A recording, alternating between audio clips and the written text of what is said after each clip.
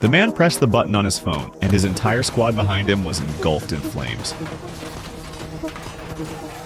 Duggan was once the most renowned sharpshooter in his unit. Working with his spotter Gary, he had completed numerous high-level assassination missions. At a party one day, a man approached Duggan, offering him £150,000 to carry out a hit. Duggan immediately refused, because active-duty soldiers are strictly forbidden from taking on private work. But then the man said, "Well, you kill people for the army.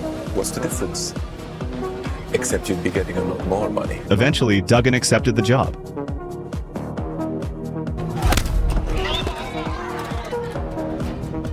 With Gary's assistance, they successfully eliminated the target and received their payment. The client proposed further cooperation, but Duggan declined. However, what happened next changed everything. One day, the squad was ordered to capture a Taliban commander. The target was attending a relative's wedding. Following orders, Duggan and Gary set up a sniper position a kilometer away to provide cover, while their teammates approached for negotiation. Through his scope, Duggan spotted an armed Taliban member in the distance, a potential threat to his squad, so he chose to take the shot. The gunshot startled all the nearby Taliban members. His teammates quickly launched a massacre. Just fucking lost it again.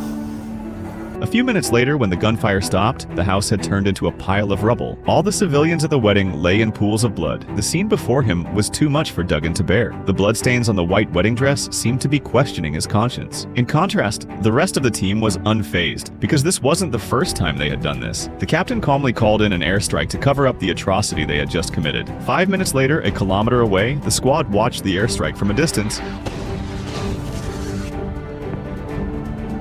even praising how cleanly the mission had been executed. Only Duggan and Gary wore heavy expressions.